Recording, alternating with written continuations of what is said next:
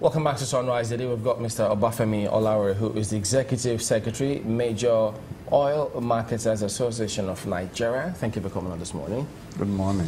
Is it true what we read that banks have taken over 15 tank farms, some fuel stations, because they use them for collateral in the downstream sector? The number could even be higher.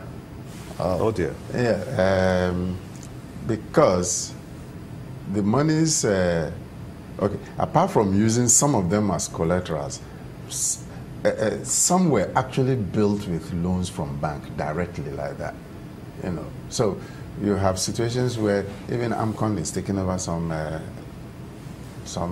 tank farms, and the number will continue to increase because government is owing and they have not paid. What does this mean to independent marketers?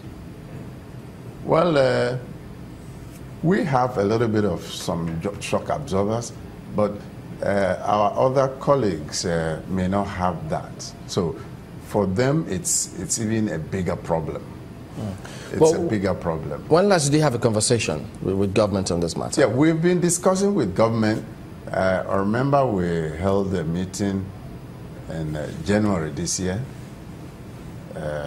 Then the government directed that we meet with the Minister of Finance to reconcile, which we did.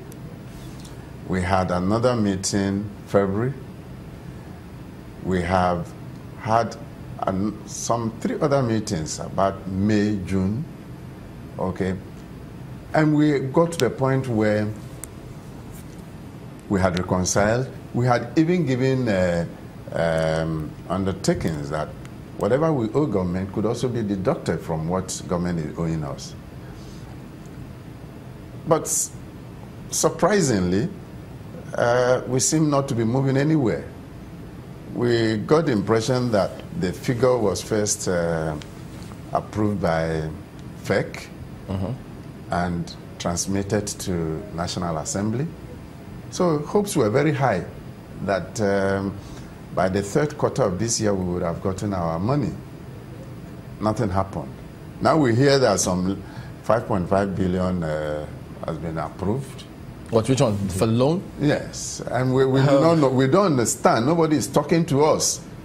Okay, because some of the last communication out there in the public too is that, yes, as you rightly said, the FEC had approved the validation of those promissory notes and then the debt issuance program for payments, but they said they were waiting on the National Assembly to approve some of those before they eventually get back to you. So there hasn't been any recent communication ever since then. Is that what you're saying? Yes. It appears to be a ding-dong affair. We heard they transmitted a letter to the National Assembly. At a stage, National Assembly said they had no letter when we inquired. Okay.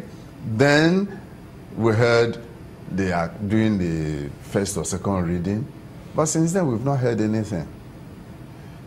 We are at a loss, you see, and you see, we're getting to a point where all companies are unable to retain the staff that they have.